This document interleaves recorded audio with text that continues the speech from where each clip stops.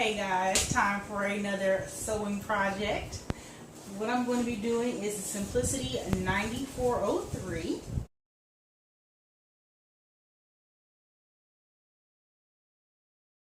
It is marked as a fitted dress with seam interest.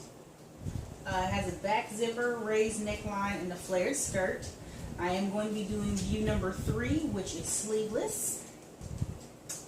And I'm excited about this because this pattern reminds me a lot of my go-to pattern, which is actually what I was about to grab and do for tomorrow's convention. I am obsessed with this pattern. I probably could make every single dress that I own from now on out of this pattern. But I was like, okay, I'm going to try and find something that I haven't done. The main motivation is because I really want a full skirt so that it flows when I walk. Y'all know I'm crazy about having an entrance, okay? So this is going to do it because it's very close to that pattern. It has this little curved appeal to it, which the other pattern has, and then it does have a very full skirt. I am going to attempt to make the skirt on this longer because, again, I like long dresses that kind of look like gowns and make me look like I'm floating across the floor. And it actually, the pattern calls for less fabric than what I have. So I've got plenty to work with here. Now the fabric that I'm going to be using is designed exclusively for Joann Fabrics by Nicole Miller. And it's this really drapey green, blue, and purple fabric.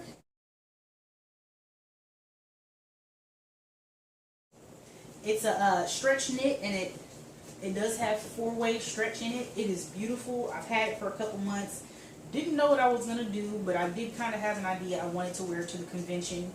And I was smart enough to get, I think, 3 yards of it. So I've got plenty to work with here. So I am excited. I got to figure out what shoes I'm going to wear, though, because I know I don't have any purple shoes. That's not ever going down. I don't think I have any green pumps either. I know I've got some blue ones, but that's for my convention in 2 weeks. So after I get started on this, I'm going to have to dig in my closet and see what I have. I might end up wearing those Privileged Verve pumps that I wore last year. Yeah, I'm pretty sure probably those. But anyway, it don't even matter because I need to get started on this. It's 8:30 at night and I got to be up tomorrow morning at the same time. So I need to bust this dress out.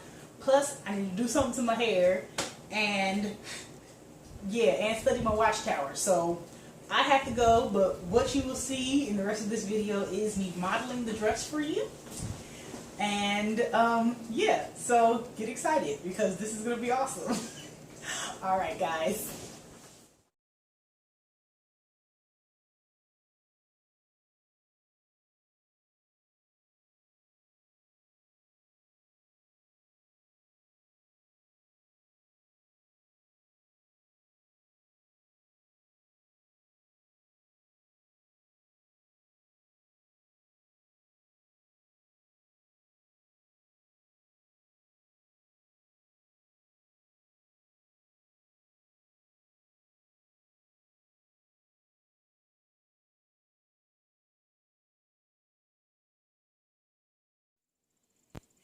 So let's talk about my accidental cosplay outfit for Galactic Princess.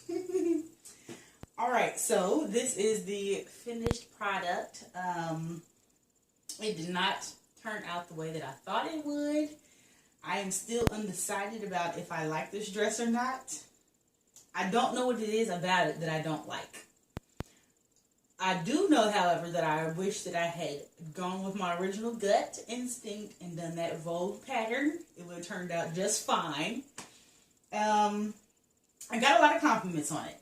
So we'll say that. So even though I am still undecided, there were other people who did like it.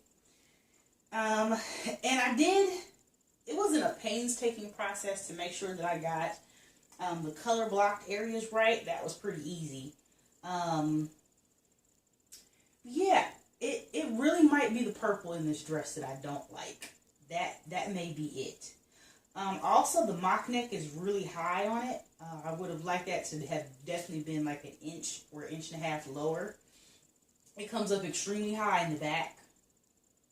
I did not finish the hem or the armholes. This is one of those knits that don't fray if you don't finish the edges, so I just left it as is because when I started on it on Saturday night, my sewing machine got jammed up. I told you guys I needed to have it serviced, and it got jammed up really bad, so at about 1 in the morning, I got in my bed and I went to sleep. And then in the morning, like at 7 in the morning, I got up, I got on YouTube, I watched somebody clean their sewing machine. I cracked mine open. I took a whole bunch of Q-tips and got in there and got all the lint and dirt out. Re-oiled it, put it back together, and it was working wonderfully.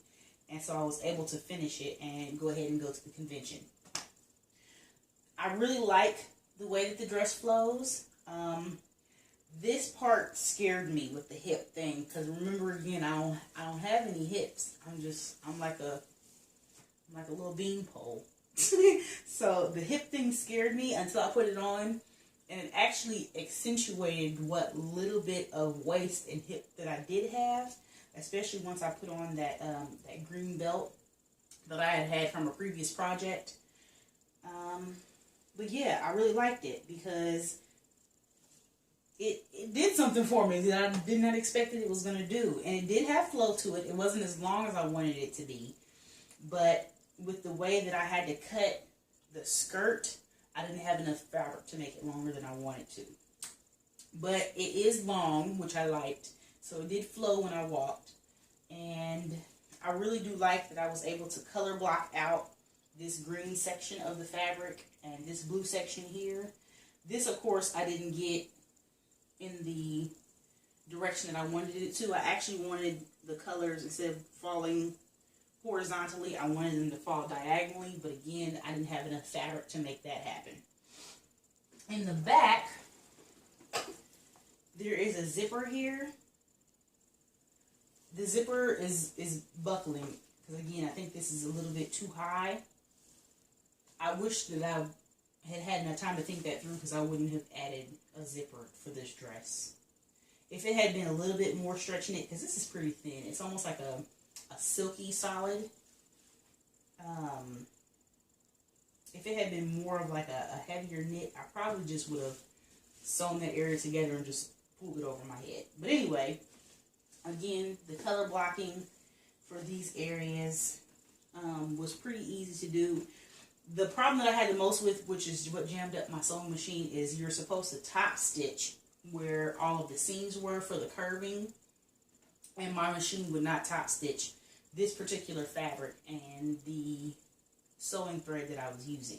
So that's where I was running into the problem, because it would only top stitch like 1.5 inches, and then the bobbin would jam up, and I'd have to take this off of the sewing machine and get in the bobbin machine. So I stopped top stitching it, and I used the zigzag stitch that you use with your sewing machine if you don't have a serger to serge knit material together. I have a serger, but I didn't want to use it. I didn't have enough energy or brain power to bust out my serger for this, which it would have been perfect. The serger would have been perfect for this dress.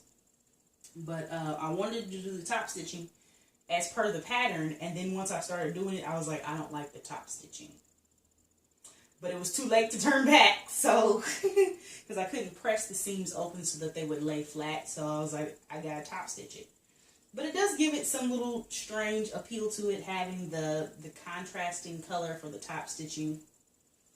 But, I mean, I really like the design of the dress. I just don't think this fabric does anything for this particular pattern. So yeah, I'm still undecided. Like, if I wanted to be a galactic princess that day, I would love it. But that's not what I was going for. But that's what I got. I look like I was in space somewhere, y'all. Anyway, I probably would do this pattern again, but it would be for a winter dress with long sleeves, because I do like my mock neck or my turtlenecks in the wintertime. Just not for the summer. Yeah. But I do like the curving to it, because it did help me in the waist and hip area. And I like that with this fabric, I did not have to finish the armholes or the hem. That always saves a lot of time. Okay, well, if you guys like it, tell me. If you don't, I don't care. All right, until the next sewing project, which is going to be very, very soon here. I will see you guys later.